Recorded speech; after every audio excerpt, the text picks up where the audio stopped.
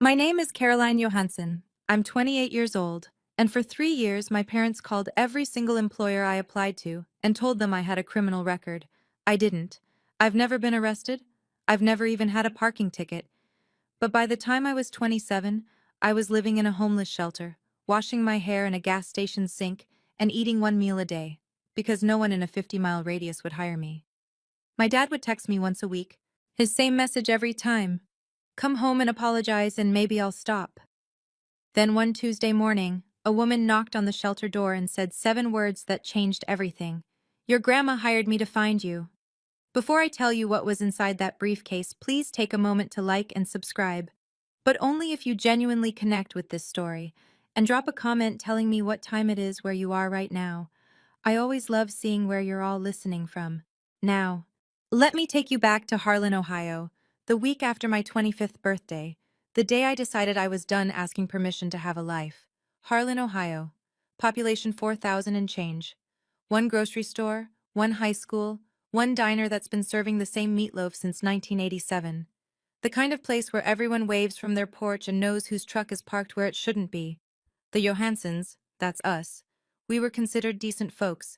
My dad, Gerald, that worked as plant manager at the Harlan manufacturing facility for 19 years before it shut down. My mom, Denise, volunteered at the food drive every Thanksgiving. On paper, we were the family people pointed to and said, "See? That's how you raise a daughter." Behind the front door, things ran on a different set of rules. I didn't have my own house key until I was 20. I wasn't allowed to drive more than 10 miles without calling ahead. When I was 14, and I started bussing tables at the Route 30 diner after school. Minimum wage, nothing glamorous. My paychecks went straight into a joint bank account my mom opened for safekeeping. I never saw a statement. I never asked. That's how things worked. I graduated valedictorian, top of my class. I had a guidance counselor who pulled me aside senior year and said, "Caroline, you could get scholarships, real ones." I brought the brochures home. My dad didn't even open them. And he set them on the counter and said, "College is for people who can't work with their hands." So I stayed. I cleaned. I cooked. I mowed the lawn and helped my mom with the garden and listened to my dad talk about how the world was falling apart every night at dinner. And every night he'd look at me across that table and say the same thing. "You've got a roof, food, and family. What else does a girl your age need?" For a long time I didn't have an answer. The week after I turned 25, something shifted. It wasn't dramatic. There was no fight, no breaking point. I was standing in the kitchen, scrubbing the same cast-iron skillet I'd been scrubbing since I was 12, and a thought landed in my head like a rock through a window. I'm going to be 40 years old, standing in this exact spot, doing this exact thing. That scared me more than anything my dad had ever said. The next morning, I walked to the Harlan Public Library. And I sat down at one of the public computers in the back row, the ones with the sticky keyboards and the 15-minute time limits. And I created a new email address. Not the family one my mom monitored, a new one, just mine. I found a listing for a hardware store in Millfield, 20 minutes east. They needed a sales associate, full-time, 9 to 5, benefits after 90 days. I typed up my application with 2 fingers and hit send before I could talk myself out of it. 2 days later, as an email came back, they wanted to interview me. Thursday at 10. I read that email 3 times. I closed the browser. I walked home with my hands shaking, not from fear, but from something I hadn't felt in years. I think it was hope. That night at dinner, something was off. My dad sat at the head of the table, fork in one hand, newspaper folded beside his plate. He looked at me once, just once, with an expression I couldn't name. My mom stood at the sink with her back to both of us, washing dishes that were already clean. Nobody said a word. The next morning, I drove to Millfield for that interview. The manager shook my hand at the door. He smiled. Then he sat me down, and his smile disappeared. His name was Bill. Mid-50s, reading glasses on a chain around his neck. He had my application printed out on the desk between us. "Caroline," he said, "I'm going to be straight with you." "Okay. Is there anything in your background we should know about?" I blinked. No sir, nothing." He took off his glasses, rubbed the bridge of his nose. "We received a phone call yesterday. Someone I'm not going to say who, mentioned a felony theft charge. The room tilted. I gripped the armrest of my chair. That's not true. I've never been arrested. I've never stolen anything in my life. Bill looked at me, and I could see it. He wanted to believe me. But he also had a business to run and a phone call sitting in his ear. I'm sorry, he said. We can't move forward. I drove home in silence. No radio, no crying, just the white lines on Route 30 blurring past. When I pulled into the driveway, my dad was sitting on the porch, newspaper open across his lap. He didn't look up. How was your day, sweetheart? I stood there, keys in my hand, staring at the back of his newspaper. He turned a page. Slow. Casual. Fine, I said. Good. He folded the paper. Your mom made pot roast. I sat through dinner. Pot roast, green beans, iced tea. My mom talked about the neighbor's new fence. My dad nodded along like it was the most interesting thing he'd ever heard, and somewhere between the pot roast and the iced tea, a thought started forming. Small, ugly, impossible. Did they know? I pushed it down. They were my parents. Parents don't do that. I wouldn't push it down for long.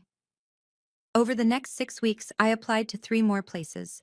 A grocery store in Ridgeway, a warehouse on the county line, a diner in Cooperton that was hiring morning shift. All 3 called me in for interviews. All 3 canceled within 48 hours. The grocery store said they'd filled the position. The warehouse never called back. But the diner? The diner was different. The owner, a woman named Pat, was honest with me.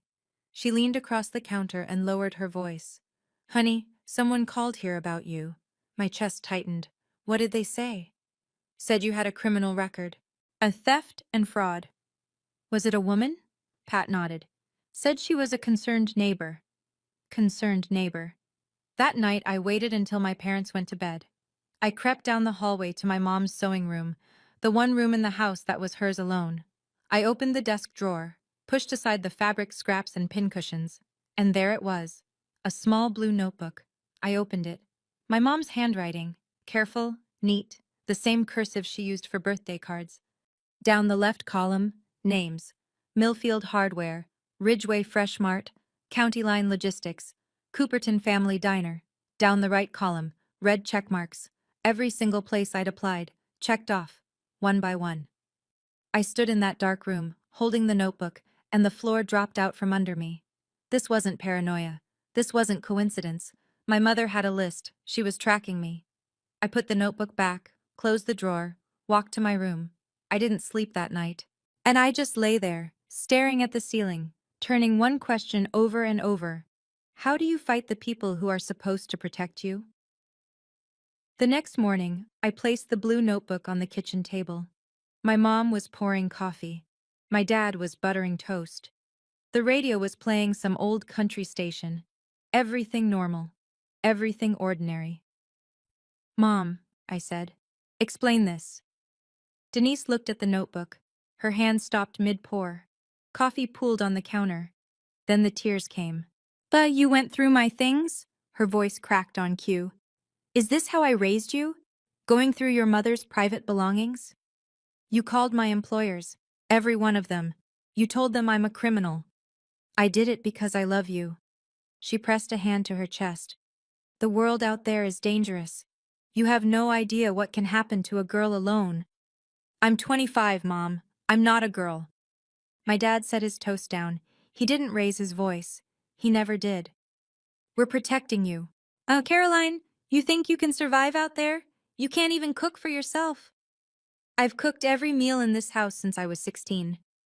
He ignored that. Drop this. Right now. I'm going to call the police. Gerald laughed, one short breath through his nose. And tell them what? That your mom made a phone call? They'll laugh you out of the station. I looked at my mother, tears running down her face, coffee still pooling on the counter. I looked at my father, calm as Sunday morning, and buttering his second piece of toast. If you don't stop, I said, I'm leaving. He didn't blink. You walk out that door. You walk out with nothing. No money, no papers, nothing. I thought he was bluffing. He wasn't. I packed that night, one backpack, 2 changes of clothes, a toothbrush, my phone charger, and a photo of my grandmother that I kept in my nightstand. When I opened the front door, my mom was standing in the hallway, arms crossed, face dry now. The tears were gone, yet replaced by something harder. "If you leave," she said, "you're dead to us." My dad stood behind her, arms folded, filling the hallway like a wall. He didn't say a word. He didn't need to. I stepped onto the porch, pulled out my phone, opened the banking app. Balance, $0, years of paychecks, tip money from the diner, birthday cash from Grandma Maggie, every dollar I'd ever earned, gone. My mom had been on the account since I was 16. She didn't need my permission to take it. "I need my birth certificate," I said, "and my social security card." "Those belong to this house," my dad said from behind the screen door, and then he closed it. I walked down the driveway at 9:47 p.m. on a Tuesday in October. I had a backpack, a phone with 11% battery, and $12 cash in my back pocket. I didn't have an ID. I didn't have a plan. I didn't have anywhere to go. I walked to the gas station on Route 30, sat on the curb under the fluorescent lights. A semi-truck pulled in and out. The cashier inside looked at me once through the window, then looked away. At 11:16 p.m., my phone buzzed. A text from my dad. "Come home. Apologize. I'll think about it." I turned the phone off. Not because I was brave, because the battery was about to die anyway. I had $12 and nowhere to sleep. But for the first time in 25 years, nobody was telling me where to go. I found the Harlan Community Shelter 2 days later, and a woman at the gas station counter, the same one who'd looked away that first night, told me about it on my second morning of sleeping in the bathroom stall. She didn't ask questions. She just wrote down an address on a napkin and slid it across the counter. The shelter was a converted warehouse on Mill Street. 20 beds, a shared bathroom, and a kitchen run by volunteers. It smelled like industrial cleaner and reheated soup. The fluorescent lights buzzed all night. Linda Marsh ran the place. 47, short hair, reading glasses she kept pushing up her nose. She didn't ask me why I was there. She handed me a towel and pointed to bed 14. "You don't have to explain why you're here," she said. "You just have to want to get back up." I was the youngest person in the shelter by at least 15 years. I started the process of replacing my documents. Filed for a new birth certificate through the mail. 6 to 8 weeks, they said. Went to the DMV for a temporary ID, but without my social security card or any supporting documents, I got shuffled into a backlog. Come back in 3 weeks, then come back again. While I waited, I washed dishes at the shelter in exchange for an extra meal. I swept the floors. I organized the supply closet. I needed to be useful. I needed to be moving. And I kept applying for jobs, this time farther out. 30 miles, 40. Places my parents had never heard of, in towns they'd never been to. Yet I told myself, distance would fix it. If I went far enough, their reach would end. I was wrong about that too.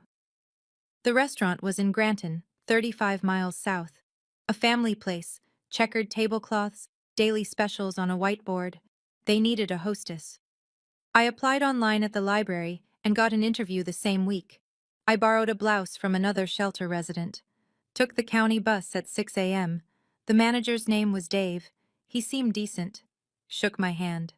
Said they'd let me know by Friday. Thursday morning, Dave called. I picked up on the first ring. "Caroline, I'm sorry. We've decided to go in a different direction." My stomach dropped.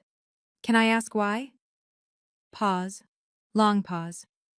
"Someone emailed us a document. Looked like a police report." I sat down on my shelter bed. A police report. It wasn't a phone call this time? No, an email with an attachment. Looked official. A document, typed, formatted, and sent from an anonymous email to a restaurant 35 miles away. My father spent 19 years as a plant manager. He knew how to write memos.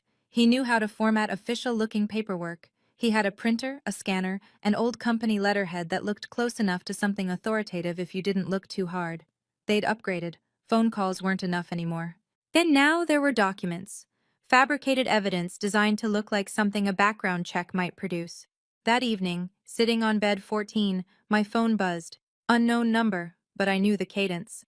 "Still cold out there? Doors still open, for now." I stared at that message for a long time. Then I deleted it. But something else stuck with me that night. Something Linda had mentioned 2 days earlier. A woman had come to the shelter asking about me. A woman I didn't know.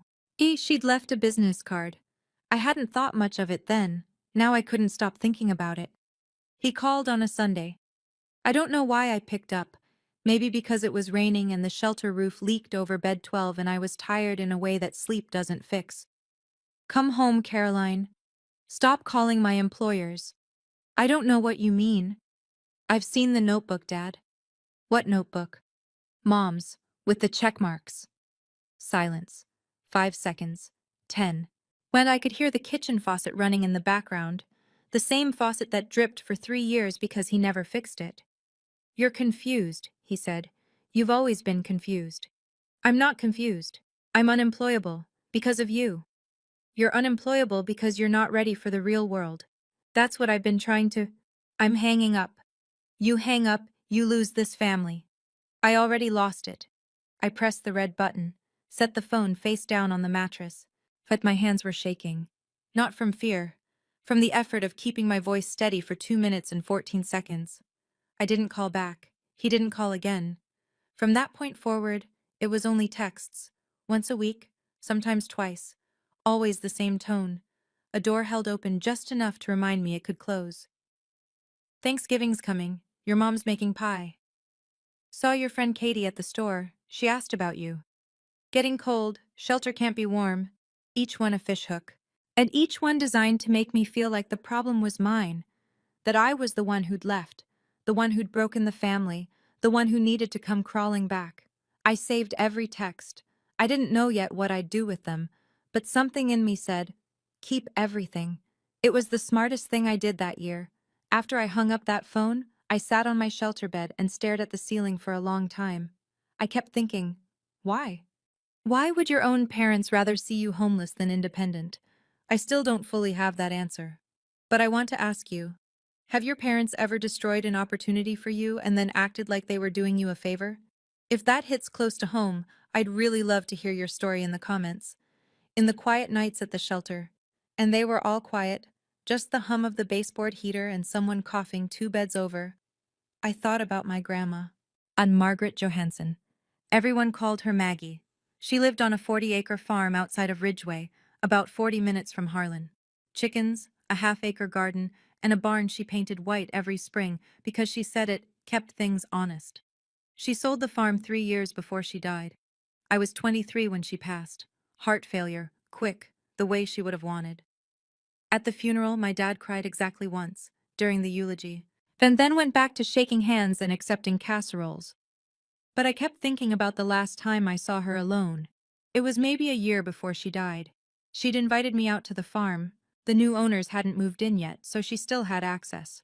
We sat on the porch with sweet tea, and she said something I didn't understand at the time. If things ever get real bad, someone will come find you. Don't be scared when they do. I remember laughing. Grandma, oh, what are you talking about?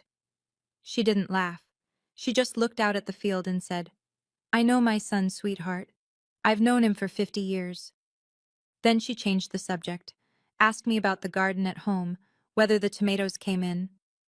But there was one more thing. Something she said as I was walking to my car. I sold the farm, but I didn't spend the money. Remember that. I didn't remember it. Not until month 5 at the shelter, lying on bed 14, and staring at a water stain on the ceiling shaped like Ohio. Then I remembered every word. It was Linda who brought it up again. I was restocking the supply closet, toilet paper on the left, cleaning spray on the right, the kind of mindless work that keeps your hands busy when your head won't stop. And she leaned against the doorframe with that look she got when she was choosing her words. Caroline, remember that woman who came by last month? I stopped. The one asking about me? Yeah, Ruth something. I didn't give her your information. Shelter policy. But she left a card. Linda pulled it from her back pocket, slightly bent at the corner. She handed it to me. Ruth Callan, licensed private investigator, State of Ohio, license number P. I-20147 740 555-0182. I read it twice. Private investigator. My first thought, the obvious one, My dad hired someone to find me. This was his next move. Track me down, report my location, is maybe try to get me removed from the shelter on some fabricated claim. What did she look like? I asked. 50s, short gray hair, calm, polite. Linda paused. She didn't seem like trouble, Caroline. She seemed like someone looking for a person she cared about. I slipped the card into my pocket. I didn't call the number. I wasn't ready to walk into whatever trap my father had set next. I'd been outmaneuvered too many times already, but the card stayed in my pocket. And every time I did laundry, I moved it to the clean pair of jeans. I couldn't throw it away. Something about it nagged at me. The way she'd come to the shelter instead of calling. The way she'd left her name instead of hiding behind an anonymous tip. That wasn't how my parents operated. They hid. They lied. They sent things from the shadows. This woman knocked on the front door. Month 7, I was starting to get my footing. My replacement birth certificate had arrived, and the DM5 finally processed my temporary ID. I had a photo of my own face on a government-issued card for the first time in my adult life. Small victory. Enormous feeling. Then Linda called me into her office. She was sitting behind her desk with the door closed. That never happened. Linda's door was always propped open with a brick she'd painted blue. "Sit down," she said. Not unkind, but serious. "I got a call today. A woman identifying herself as a social worker. She said you have a documented history of violence and that you pose a risk to other residents." The room went cold. "That was my mother." Linda nodded slowly. "I figured. I've worked here 11 years. Social workers don't cold call shelters to trash a resident. That's not how it works." "What did you tell her?" "I told her I couldn't discuss resident information." She hung up. Linda leaned forward. "I'm documenting this call in our records. But I have to be honest with you. If she contacts the county office, if she files a formal complaint through the system, I may not be able to protect your spot here. That's above me." I sat there. The fluorescent light buzzed overhead. The baseboard heater clicked. My parents had sabotaged my job applications. They'd fabricated police reports. They'd drained my bank account and kept my identity documents. And now they were trying to take away the last place I could sleep at night. Then something shifted in that moment. It wasn't anger. Anger is hot and sloppy, and it burns out. This was different. This was clear. Like a window someone had been smearing with grease for years, and I'd finally wiped it clean. I was done being scared. I was ready to be precise. Harlan holds a town council meeting the first Thursday of every month. Folding chairs in the community center, fluorescent lights, a microphone on a podium that squeals if you stand too close. At 15 to 40 people show up, depending on whether there's a zoning dispute or a pothole complaint.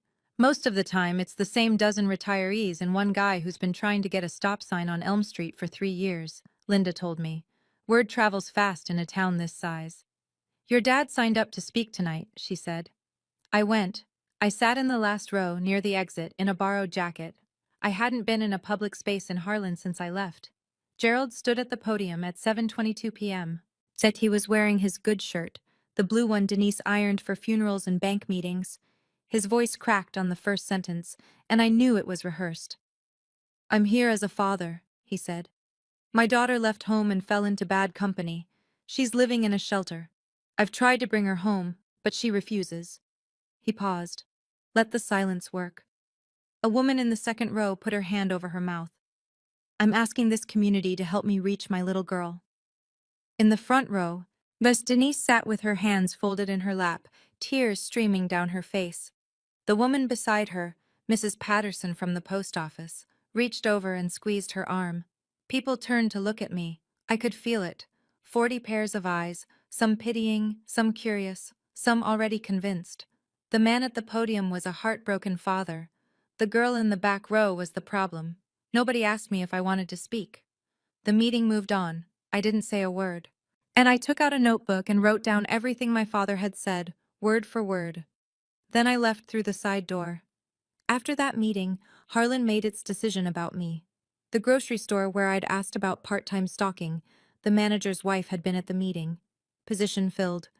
The gas station attendant who used to nod at me started looking past me. At the shelter, one of the volunteers, a retired teacher named Barb, pulled me aside during lunch. Honey, maybe you should just go home. Your daddy's heartbroken. I set my spoon down. Did you hear his speech? Everyone heard it. That poor man, standing up there, begging for his little girl to come home. I wanted to scream. I wanted to pull out my phone and show her the texts. Come home. Apologize. I'll think about it. I wanted to describe the blue notebook with the red check marks and the fake police report and the phone call to the shelter claiming I was violent. But I didn't. But because I'd learned something in those 7 months. When your accuser cries in public, nobody listens to the accused. A few days later, someone from a local congregation called the shelter. Not any specific church, just a concerned member of the faith community, suggesting a family reconciliation meeting. Linda politely declined on my behalf. The walls were closing in. My parents had turned the entire town into their surveillance system. Every sympathetic neighbor, and every well-meaning volunteer, every person who saw Gerald's trembling lip at that podium, they all became extensions of the trap. But I kept thinking about what my grandmother said. Someone will come find you. And I kept thinking about that business card in my pocket. Ruth Callan, private investigator. I had nothing left to lose. The shelter was the last wall between me and the street. That night, I pulled the card out and called the number. She came the next morning. 8 a.m., sharp. And Linda let her in. Ruth Callan was exactly as Linda had described. Mid-50s, short gray hair, no jewelry, no nonsense. She wore a plain navy jacket and carried a brown leather briefcase that looked older than I was. She sat on the folding chair next to my bed. Shelter was mostly empty. Everyone else was at the day center or out looking for work. Caroline Johansson? That's me. She set the briefcase on the bed between us. On the leather, it's in faded black ink, handwriting I recognized, were 5 words. For Caroline, when she's ready. My grandmother's handwriting. The air left my lungs. My name is Ruth Callan. I'm a licensed private investigator in the state of Ohio. Your grandmother Margaret hired me 10 years ago. 10 years. I would have been 18. She paid me a retainer, up front, for a decade of periodic surveillance on your parents. Her instructions were specific. Ruth paused. And give her this. How did you know it and give her this? How did you know it was bad enough? Ruth looked at me, steady. When your mother called the shelter pretending to be a social worker, I was already monitoring the situation. I'd been tracking the calls to employers for 2 years. I have records of 37 separate contacts your mother made. As I have copies of the fabricated documents your father created, I have everything. I stared at the briefcase. My grandmother's handwriting. A decade of planning. An old woman on a sold farm, looking 10 years into the future and seeing exactly what would happen. She predicted this, Ruth said quietly. Almost to the year. I reached for the clasp. Inside, on top, was a sealed envelope, cream-colored. My name in Grandma Maggie's handwriting, the same cursive she used on birthday cards. Reading this, things have gotten bad. I'm reading this, things have gotten bad. I'm sorry I couldn't stop your father while I was alive. I tried. I spent 30 years married to a man just like him, your grandfather, and I know how the walls close in, how they make you think the cage is normal. But I spent my last years making sure you wouldn't be trapped forever. Inside this case is your way out. I use it wisely. Don't use it for revenge. Use it for freedom. I love you more than he ever let me show. Grandma Maggie. I set the letter down. My hands were steady. My eyes were not. Ruth waited. Then she opened a second compartment in the briefcase and pulled out a thick manila folder. She laid it on the bed and opened it. 5 years of documentation. Organized by date. Tabbed. But recordings of Denise's phone calls, 37 of them, where she identified herself as a concerned neighbor, a family friend, and in 2 instances, a social worker. Each recording had a date stamp, a phone number, and a transcription. Copies of emails sent from an anonymous account traced to the Johansson household IP address, containing attachments that mimicked police reports. Ruth had screenshots and metadata, photographs of the blue notebook, taken through the Johansson kitchen window during one of Ruth's periodic surveillance visits. I looked at Ruth. Is this admissible in court? Every bit of it. Ohio is a one-party consent state for recording, and I was hired as a licensed PI. My documentation follows chain of custody. I closed the folder, opened it again, closed it. There's one more thing, Ruth said. At the bottom of the briefcase beneath the folder was a large yellow envelope. As it was sealed with a wax stamp, not decorative, just practical, the kind a lawyer uses. In the upper left corner, Law Office of Philip Dern, Millfield, Ohio. I slid my finger under the flap. Inside, a stack of legal documents, paper-clipped and tabbed in blue. Ruth spoke while I read. Your grandmother sold her farm 10 years ago for just under $300,000. She placed the proceeds in a revocable trust, which became irrevocable upon her death.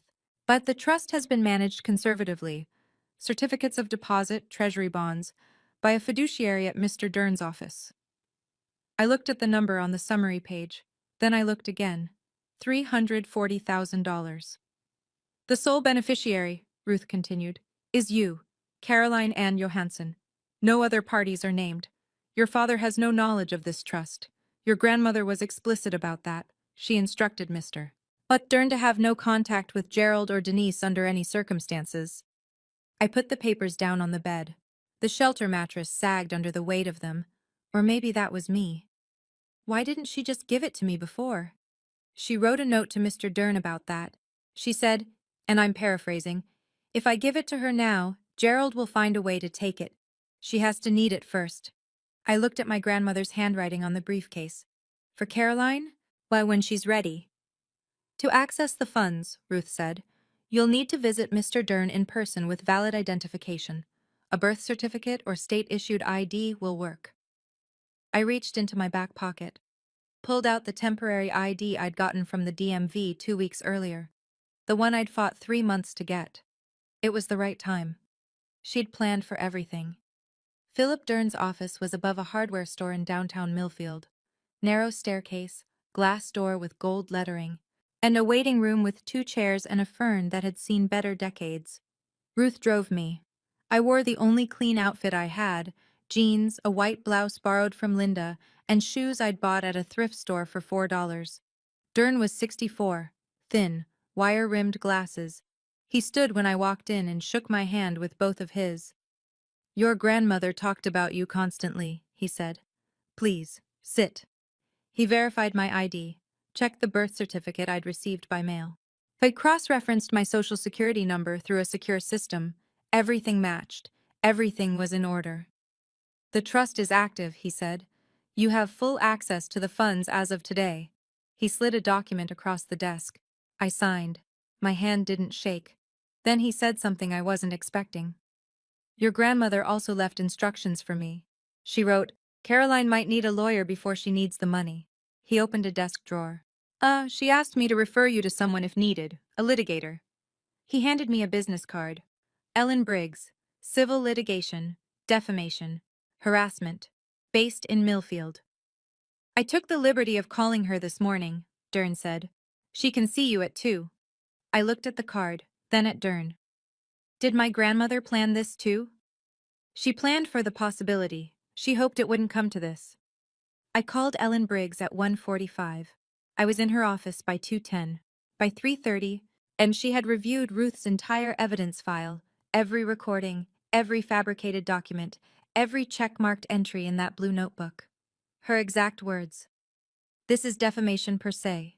Falsely stating someone has a criminal record is actionable in Ohio without proving damages. But we have damages. 3 years of them. She filed the lawsuit that week. Gerald Johansson was served on a Monday morning at 8:15 a.m. A process server walked up the driveway while Gerald was checking the mailbox. Mrs. Patterson from the post office was watering her azaleas 2 doors down. She watched the whole thing, the envelope, Gerald's face, the way he stood on the driveway reading the first page without moving for a full minute. Denise was served separately, 1 hour later, at the Harlan Fresh Mart. She was in the cereal aisle. 3 people she knew from her cooking group were in the store at the time. By noon, half of Harlan had heard. By dinner, the other half. Gerald called my phone 14 times that afternoon. I didn't answer. Ellen had advised me, all communication goes through counsel now. At 6:47 p.m., a text came through. You're going to regret this. I'm your father. Ellen logged it. Exhibit 47. The following day, Denise started her campaign.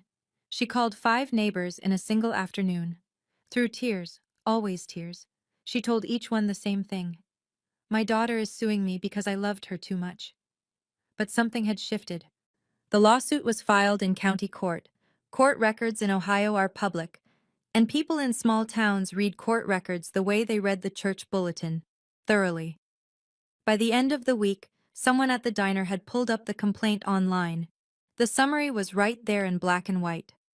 Fabricated police reports, impersonation of a social worker, 37 documented calls to employers over a 3-year period.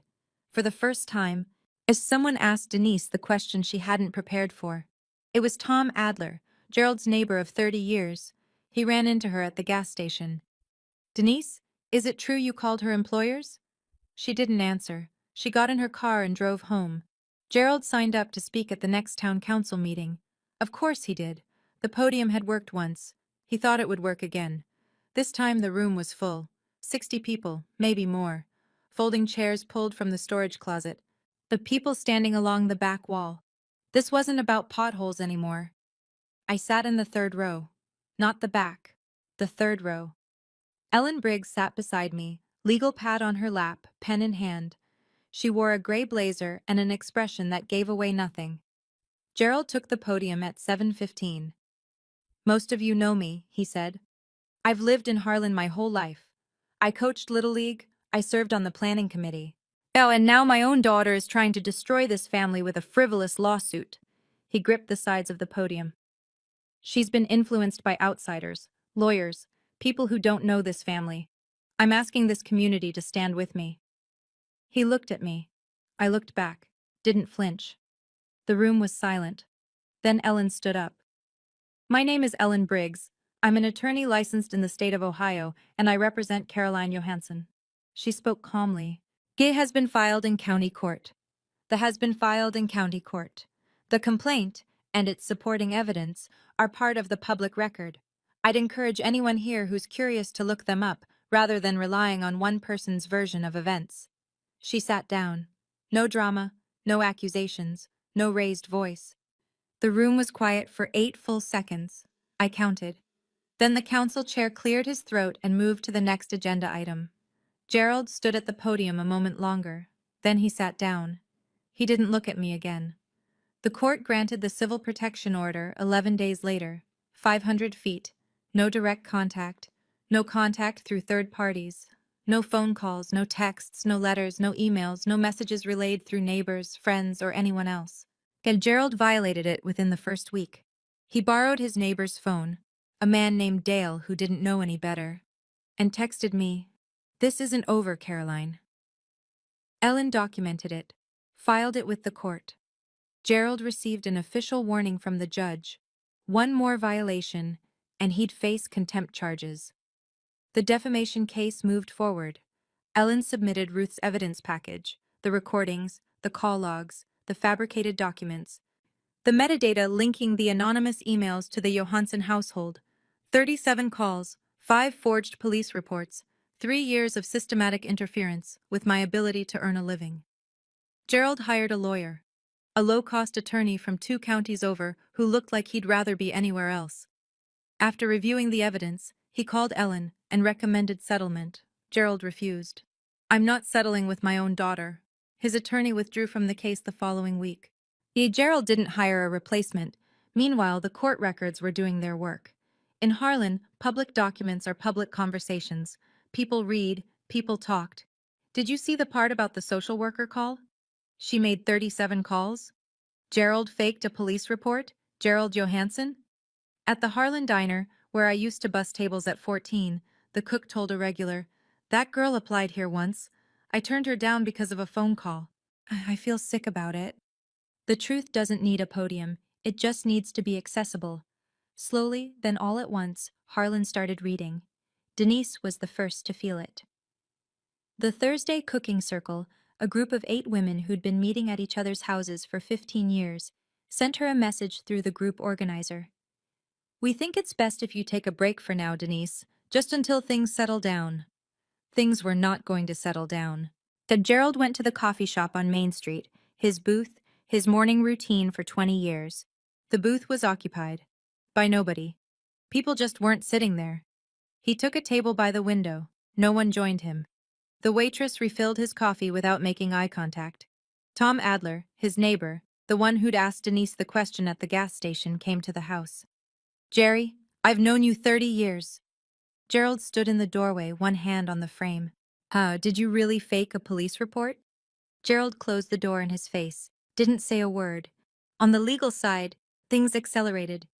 Dave, the restaurant manager in Granton who'd canceled my interview after receiving the fake police report, he called Ellen's office, voluntarily. He said he was willing to testify. He still had the email with the forged attachment saved in his inbox. Bill from the Millfield hardware store came forward too. He'd kept a note about the phone call in his hiring file. He remembered the date. He remembered the voice. I didn't participate in any of this. I didn't call anyone. I didn't post anything. I didn't go door to door telling my side. I didn't have to. The evidence existed. The court records were public, and the people of Harlan, for all their flaws, could read. The town didn't turn on Gerald because I asked them to. They turned because the math stopped adding up. Gerald didn't show up to court. After his attorney withdrew, he represented himself for exactly one filing, a handwritten response that read, in full. This is a family matter, and the court has no jurisdiction over a father's right to protect his child. The judge disagreed. When Gerald failed to appear for the hearing, Ellen moved for a default judgment. The court granted it. Defamation per se. Tortious interference with prospective employment. Fed damages, $85,000. Calculated from 3 years of lost income and documented harm. Gerald didn't pay. Ellen filed a lien on the Johansson house. I was sitting in Philip Dern's office when the judgment came through. He printed it out and handed it to me across the same desk where I'd signed the trust documents 2 months earlier. "How do you feel?" he asked. "Tired," I said, and I meant it. That same week, Dern offered me a job. And not out of charity. He'd been watching me organize Ruth's evidence files, build timelines, cross-reference dates. "I need an administrative assistant," he said. "You're the most organized person I've met in 40 years of practice." I started the following Monday. $16.50 an hour. Benefits after 60 days. A desk by the window with a fern that needed watering. With the trust funds, I rented a one-bedroom apartment in Millfield. Ground floor, small kitchen. A door with a lock and a key that belonged to me. I bought a used Honda Civic with 140,000 miles. I opened a bank account with only my name on it. I bought groceries for the first time in my life without asking anyone's permission. The apartment was quiet. No one asked where I was going. No one checked my email. No one called my employer. The quiet was the loudest thing I'd ever heard.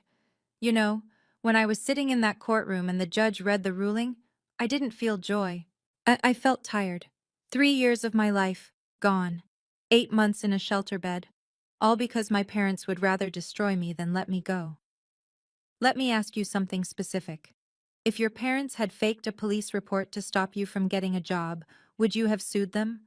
Or would you have walked away? Tell me in the comments. I genuinely want to know.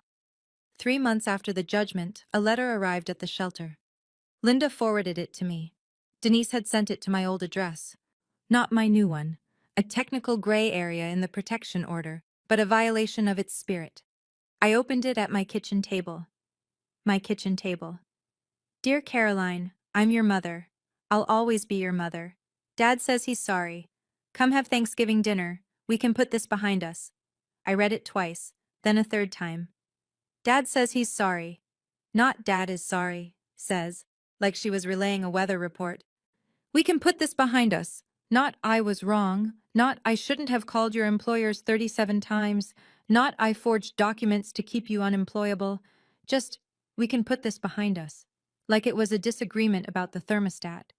I sat with that letter for an hour. I made coffee. I fed my cat, a tabby I'd adopted from the Millfield shelter and named Maggie. Because of course I did. Then I wrote back. Through Ellen, as the protection order required. Mom, I wish you well. But love does not include sabotaging your child's ability to survive. You called my employers. You impersonated a social worker. You tried to get me removed from the only place I had to sleep.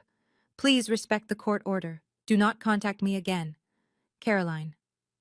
I sealed the envelope, stamped it, drove to the post office in Millfield. Not the one in Harlan, not the one where Mrs. Patterson would see me and report back. Then I went home. My home. I cooked dinner for one. Pasta, garlic bread, and a glass of water. Maggie sat on the counter and watched me eat. It was the best meal I'd ever had. I'm not telling you this story so you'll hate my parents. I'm telling you because somewhere right now, someone is lying in a bed they don't own, staring at a ceiling they can't paint, wondering if wanting a life of their own makes them a bad daughter, or a bad son, or ungrateful, or selfish. It doesn't. Wanting to work is not betrayal. Wanting independence is not disrespect. And walking away from people who are actively destroying your life is not cruelty. It's survival. My grandmother couldn't save herself. She spent 30 years married to a man who controlled everything, where she went, who she talked to, what she was allowed to want. By the time she got free, she was 70 years old and living in a rented apartment with nothing but a sold farm and a plan. But she saved me. She planned it 10 years in advance. She hired a private investigator that set up a trust and wrote a letter that she sealed in a briefcase and hoped I'd never need to open. That's what real love looks like. Not control dressed up as concern. Not sabotage disguised as protection. Love makes a plan for your freedom, even when it costs everything. I'm 28 now. I work as an administrative assistant in a law office in Millfield. I'm saving for community college. I have a one-bedroom apartment, a used Honda, and a cat named Maggie who sheds on everything I own. And I don't talk to my parents. I haven't closed the door forever. But the key is mine now. They don't get to decide when it opens. Grandma Maggie wrote in her letter, "Freedom isn't free, but you're worth every penny." She was right. Gerald sold the house. He didn't have a choice. The lien Ellen filed meant the judgment had to be satisfied before the property could transfer, and Gerald couldn't afford to pay $85,000 out of pocket. The house on Maple Street, the one I grew up in, the one with the porch where he read his newspaper and pretended not to know what his wife was doing, sold for $168,000. After the lien, the realtor fees, and the back taxes he'd been ignoring, he walked away with just enough to rent. He and Denise moved to a trailer park outside of Galleon, 20 minutes from Harlan. Close enough to still buy groceries at the Fresh Mart, but far enough that they stopped running into people who used to wave. Gerald never admitted he was wrong. Not once. And he told his new neighbors the same story he told the town council. My daughter was brainwashed by a lawyer. He'll probably tell that story until the day he dies. Some people would rather lose everything than admit they were the villain. But Denise did something I didn't expect. Ruth told me, months later, during one of our occasional phone calls.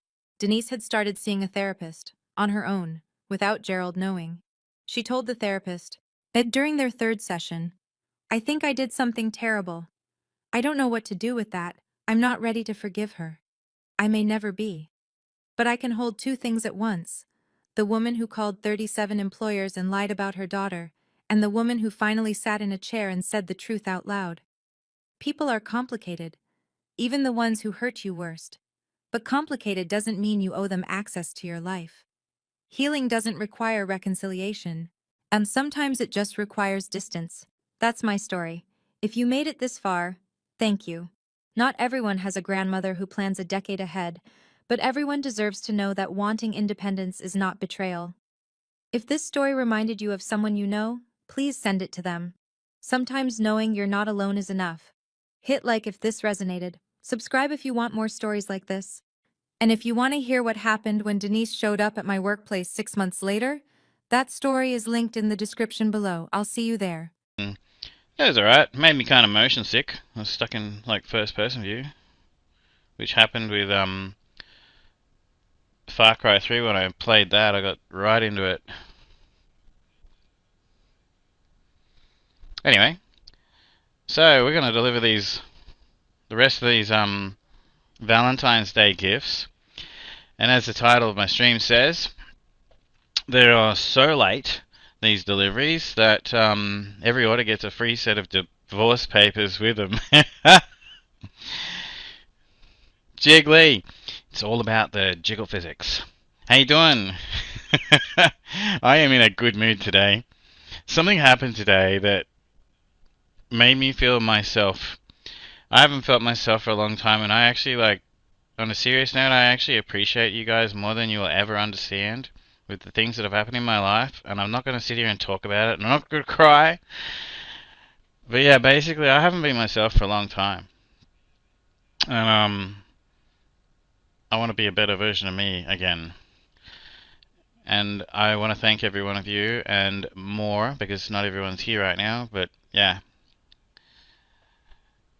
You guys are often asking me to basically shed a bit of light on things and advice on things. Well, do you want to know something? A lot of this stuff has actually helped me get through some stuff. So I appreciate you.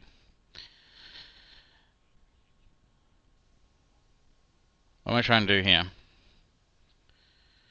I just want to test to make sure this is working.